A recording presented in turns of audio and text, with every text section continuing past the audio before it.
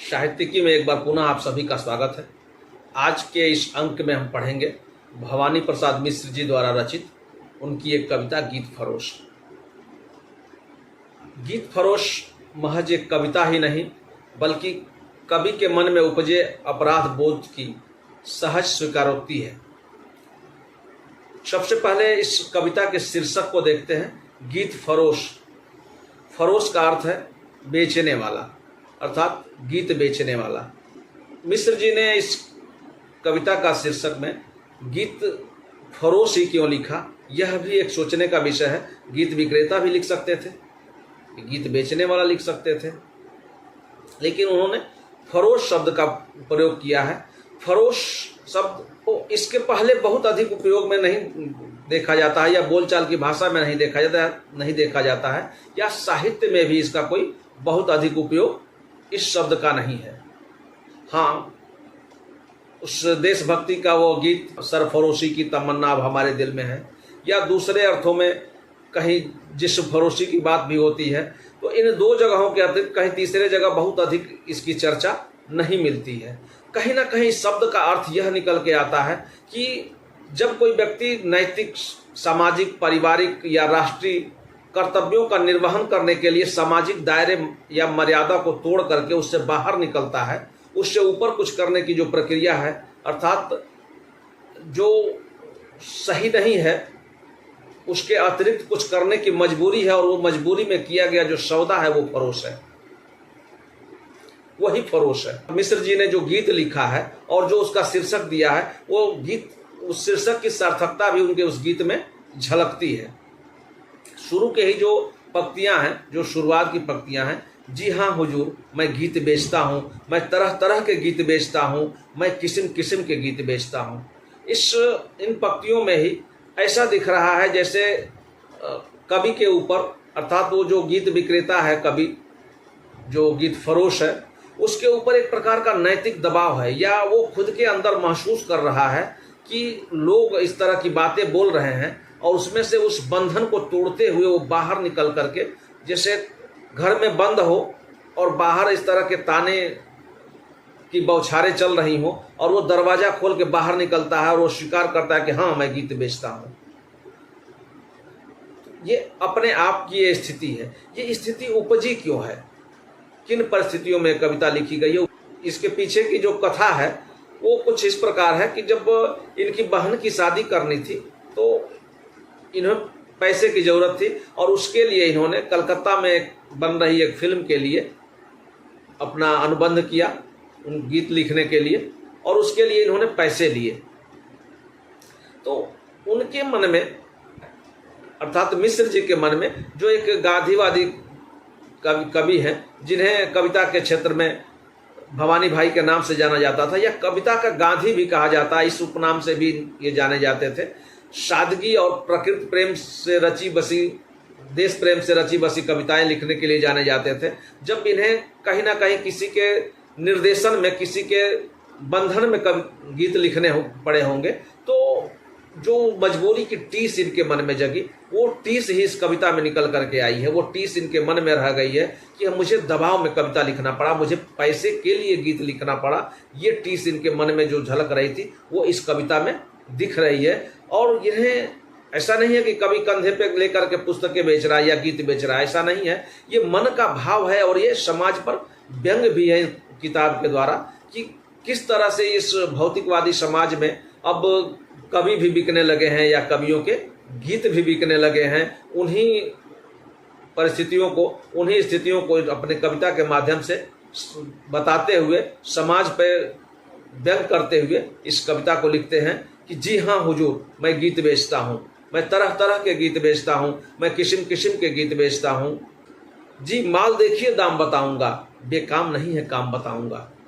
एक विक्रेता की तरह अपने आप को प्रस्तुत कर रहे हैं और बता रहे हैं कि मेरे पास तब विभिन्न प्रकार की कविताएं हैं, अर्थात किस्म किस्म की कविताएं हैं। तो आप देखिए, आप समझिए, आप जो पसंद आए देखिए, उसके बाद मैं उसकी कीमत बताऊंगा। हर कविता का कुछ न कुछ काम है, उस काम को भी मैं बताऊंगा। ऐसा लिख रहे हैं, बता रहे हैं कि कुछ गीत मैंने लिखे हैं मस्ती में, और कुछ गीत मैंने लिखे हैं पस्ती में। अर्थात उन परिस्थितियों को भी बता रहे हैं कि किन किन परिस्थितियों में अलग अलग तरह के गीत लिखे गए हैं, वो अलग अलग गीत बन गए हैं। यह गीत सख्त सरदर्द भुलाएगा, यह गीत पिया के पास बुलाएगा जी। अर्थात ये विभिन्न स्थितियां दिखा रहे हैं कि कुछ ऐसे गीत भी हैं जो मधुर गीत, ऐसे गीत जो आपके मानसिक तनाव को दूर करने वाले हों, और कुछ ऐसे गीत हैं जो विरह के गीत भी लिखे गए हैं जी। पहले कुछ दिन शर्म लगी मुझको, पर बाद बाद में अक्ल जगी मुझको जी। लोगों ने तो बेच दिए ईमान जी, आप न हो सुनकर ज़्यादा हैरान। मैं सोच समझ कर आखिर अपने गीत बेचता हूँ, मैं किस्म किस्म के गीत बेचता हूँ। इन पंक्तियों में व्यंग किया हुआ है मिश्र जी ने आज इस तत्कालीन समाज पे, या आज के भी समाज को आप देखिए कि हर व्यक्ति जब कुछ गलत करता है तो उस गलत पे पर्दा डालने के लिए कोई ना कोई बहाना जरूर ढूंढता है। तो इन पंक्तियों के द्वारा जो वो बहाने हैं, उन्हीं ऐसे ही लोगों पर व्यंग कर रहे हैं। अर्थात ये भी बहाना ढूंढ रहे हैं अपनी पंक्तियों में, लेकिन वो बहाना क्या है, उस समाज पे व्यंग है कि समाज अपनी गलती को छुपाने के लिए कोई बड़ी गलती ढूंढ लेता है कि हम तो छोटी ही गलती किए हैं, फला तो बहुत बड़ी गलती किए हुए हैं। उसी चीज को ये भी बता रहे हैं कि जी मैंने तो सिर्फ कविताएं ही बेची हैं, कुछ लोग तो ईमान भी अपना बेच चुके हैं। किंतु किसी की बड़ी गलती के द्वारा आपकी छोटी गलती छिपती नहीं है। कोई ईमान बेचता है वो भी गलती है, और हम जो बेच रहे हैं वो भी गलती है। मिश्र जी का ऐसा मानना है। तो उस समाज पे व्यंग कर रहे हैं कि किसी की बड़ी गलती से आपकी छोटी गलती छिप नहीं जाती। यह गीत सुबह का है, गा कर देखें, यह गीत गजब का है, ढा कर देखें। यह गीत जरा शूने में लिखा था, यह गीत वहाँ पुणे में लिखा था। यह गीत पहाड़ी पर चढ़ जाता है, यह गीत बढ़ाई से बढ़ जाता है।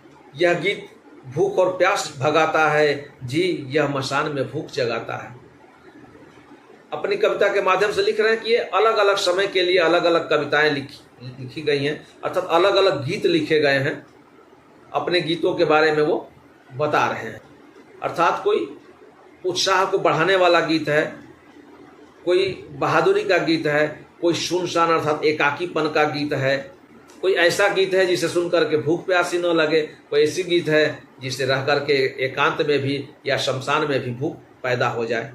एक पंक्ति लिखते हैं मिश्र जी कि यह गीत भुआली की हवा हुजूर, यह गीत भुआली की है हवा हुजूर, यह गीत तपेदिक की है दवा हुजूर जी। गीत और भी हैं दिखलाता हूँ जी, सुनना चाहें आप तो गाता हूँ। भुआली शब्द का उन्होंने प्रयोग किया है। भुआली उत्तराखंड के नैनीताल जिले में स्थित एक जगह है भुआली, जो वहाँ की जो प्राकृतिक हवाएं हैं फेफड़े के रोगियों के लिए दवा का काम करती हैं। उन्हीं पंक्तियों को लिख रहे हैं कि ये मेरी जो गीत है वो भुआली की हवा की तरह है, जो तपेदिक की दवा के रूप में रोगियों को काम आती है। कह रहे हैं कि जी और गीत भी हैं दिखलाता हूँ जी, सुनना चाहें आप तो गाता हूँ।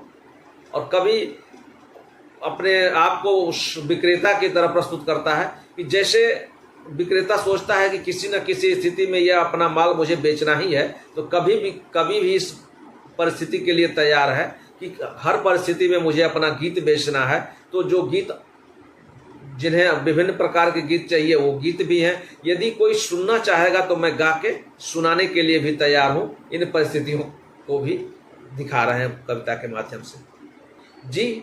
छंद और बेछंद पसंद करें जी, अमर गीत और वे जो तुरंत मरे ना, बुरा मानने की इसमें क्या बात, मैं ले आता हूं कलम और दवा। इनमें से भाई नहीं नए लिख दूं जी, नए चाहिए नहीं गए लिख दूं। मैं नए पुराने सभी तरह के गीत बेचता हूं जी, हाँ हुजूर मैं गीत बेचता हूं। मिश्र जी के बारे में ऐसा कहा जाता है कि ये सहज गद्यात्मक पंक्तियों को भी लयबद्ध करके गीत के रूप में ढाल देते हैं। अर्थात जो छंद है वो तो छंद ही है, जो बेछंद भी है उसको भी गेय बनाने की कला मिश्र जी के गीत में या मिश्र जी की कविताओं में दिखती है। उन पंक्तियों को भी इस गीत के माध्यम से, इनके गीत परोस जो कविता है इसके माध्यम से वो देखने को मिल जाता है। अमर गीत और वे जो तुरंत मरे। मतलब विभिन्न प्रकार के गीतकार हैं। ऐसे भी गीत मेरे पास हैं जो सदियों सदियों तक के लिए अमर हो जाएंगे, और ऐसे भी गीत हैं जो कुछ दिन बजेंगे, गाए जाएंगे और भुला दिए जाएंगे। कह रहे कि इसमें कोई बुरा मानने की बात नहीं है। यदि इसमें से आपको पसंद नहीं आता है तो भी मुझे बुरा नहीं लगता है। आप कहेंगे तो मैं कलम दबात साथ में लेके चलता हूं, आप कहेंगे तो मैं नया लिख दूंगा। नया नहीं चाहिए तो जो पुराने गाए हुए हैं उसमें से भी आप ले सकते हैं। मिश्र जी की जो गीत हैं, कविताएं हैं, इनकी जो सहज शैली है तो संबोधन शैली में लिखते हैं, और सहज जो आंचलिक भाषा है उस तरह से लिखते हैं। अर्थात सामान्य से जो बोलचाल की भाषाएं हैं उन शब्दों का प्रयोग करते हुए उसमें उसके जो अर्थ होते हैं वो गूढ़ हो जाते हैं। जी गीत जन्म का लिखूं, मरण का लिखूं, जी गीत जीत का लिखूं, शरण का लिखूं, यह गीत रेशमी है, यह खादी का, यह गीत पित्त का है, यह बादी का। विभिन्न प्रकार की परिस्थितियों के गीत उनकी झोली में है। ऐसा बता रहे हैं कि हर तरह का गीत आप जैसा कहो, आपको पुराने पसंद नहीं है तो कहो तो नए लिखता हूँ, कैसा गीत आप लिखवाना चाहते हो वैसे गीत लिखता हूँ। अर्थात ये एक उस सामाजिक जो परिस्थितियां हैं, जो भौतिकवादी परिस्थितियां हैं, उसमें कवि किस तरह से मजबूर है, अर्थात किसी दूसरे के अधीन है। अपनी स्वेच्छा से जो गीत लिखने वाला कवि है वह भी कहीं ना कहीं मजबूर हो जाता है कि किसी दूसरे के इशारे पे गीत लिखने के लिए। इस विषय पर जो है व्यंग करते हुए लिख रहे हैं मिश्र जी। कहिए तो जन्म का गीत लिख दूं, जन्म के गीत अर्थात बधाई गीत, सोहर गीत, मरण के गीत जो निर्गुण गाए जाते हैं, जीत का गीत, शौर्य के गीत लिख दूं, या शरणागत होने के गीत लिख दूं। यह गीत रेशमी है अर्थात पार्टियों के हैं, तमाम जो शादी विवाह अन्य जगहों के गीत हैं। खादी का गीत अर्थात उस समय खादी का अर्थ गांधीवादी विचारधारा, या खादी का अर्थ राजनीति से भी है तो कहो तो राजनीतिक गीत लिख दूं, या सादगी के गीत लिख दूं। गीत पित्त का है, यह बादी का। पित्त, बात, पित्त और कफ, ये तो तीन प्रमुख बीमारियां हैं, जो तीन विकार हैं शरीर के अंदर, उसका भी जिक्र कर रहे हैं मिश्र जी कि गीत पित्त का है, यह बादी का है, यह भी बता रहे हैं। कुछ और डिजाइन भी हैं, यह हिलमी, यह लीजिए चलती चीज नई फिल्मी।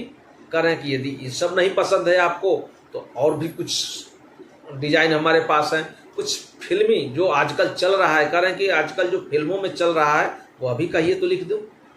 यह सोच सोच कर मर जाने का गीत, यह दुकान से घर जाने का गीत, जी नहीं दिल लगी कि इसमें क्या बात, मैं लिखता ही तो रहता हूँ दिन रात। करें कि ये सोच सोच कर घर जाने का गीत, सोच सोच कर मर जाने का गीत, अर्थात यह कुछ चिंतन के गीत भी हैं, और कुछ वापस घर जाते हुए गुनगुनाने के लिए भी आपके लिए गीत लिख सकता हूँ। इसमें करें कि जी नहीं दिल लगी कि इसमें क्या बात, मैं लिखता ही तो रहता हूँ दिन रात। कहते हैं कि इसमें कुछ आपको मजाक करने का विषय नहीं है, मेरा ये कर्म है, मैं यही करता रहता हूँ, दिन रात मैं लिखता ही रहता हूँ। और जब लिखता रहता हूँ तो तरह तरह के गीत बन जाते हैं, तो तरह तरह के बन जाते हैं गीत जी, रूठ रूठ कर मन जाते हैं गीत जी, बहुत ढेर लग गया है हटाता हूँ, ग्राहक की मर्जी अच्छा जाता हूँ। कह रहे हैं कि ये तमाम तरह के लिखते हुए गीत बन जाते हैं, कभी नहीं बनते हुए भी बन जाते हैं, अनमने ढंग से भी कुछ गीत ऐसे लिख दिए जाते हैं। तो बहुत सारे गीत हो गए हैं। अब इन गीतों के बोझ से हटना चाहता हूँ, और यदि आपकी मर्जी आप नहीं लेना चाहते हो तो मैं यहाँ से जाता हूँ। किंतु एक बार जाइए घर में भीतर, पूछ तो आइए, या भीतर जाकर पूछ आइए आप, है गीत बेचना वैसे बिल्कुल पाप। और आखिर में भी उस अपनी जो स्वीकारिकती है, अपना जो अपराध बोध है, उस भाव को स्वीकार करते हुए मिश्र जी लिखते हैं कि वैसे तो गीत बेचना बिल्कुल पाप है, लेकिन क्या करूं, मैं लाचार हूं, मेरी ज़रूरतें हैं। अर्थात कभी इस तरह से लाचार है, कभी किस तरह से इस भौतिकवाद की परिस्थितियों में मजबूर होता है कि उसे भी अपने गीत बेचने पड़ते हैं। जो गीत स्वेच्छा से लिखे होने चाहिए थे, जो गीत अपने हृदय के भाव के उद्गार होने चाहिए थे, वो गीत किसी के बंधन में बंध करके लिखे जा रहे हैं, किसी के इशारों पे लिखे जा रहे हैं, किसी के कहने के लिए लिखे जा रहे हैं, किसी को प्रसन्न करने के लिए लिखे जा रहे हैं। ऐसी परिस्थितियां कवि के जीवन में बनी हुई है। और ये मिश्र जी लिखते हैं कि जी हाँ हुजूर, मैं गीत बेचता हूँ, मैं तरह तरह के गीत बेचता हूँ, मैं किस्म किस्म के गीत बेचता हूँ। ये उस पूरे समाज पर व्यंग है, ये व्यंग के रूप में एक गीत लिखा है मिश्र जी ने। और इस गीत को के में चूंकि वह जो परिस्थितियां हैं, उन परिस्थितियों में मिश्र जी स्वयं भी शामिल हुए हैं, उन परिस्थितियों का सामना उन्हें भी करना पड़ा है, तो इस गीत के माध्यम से उसकी स्वीकृति कर रहे हैं, उस अपराध बोध को जी रहे हैं, और जीते हुए उन्होंने व्यंग करते हुए समाज पर और स्वयं के अपराध बोध को भी महसूस करते हुए इस कविता को लिखा है। इस कविता से संबंधित यदि आपके मन में कोई प्रश्न उपजता है तो आप हमें लिख सकते हैं कमेंट बॉक्स में, हम फिर से उसकी चर्चा आपके बीच करेंगे। कविता को अधिक से अधिक लोगों को तक शेयर कीजिए, और चैनल को अभी तक यदि सब्सक्राइब नहीं किए हैं तो चैनल को सब्सक्राइब कर लीजिए।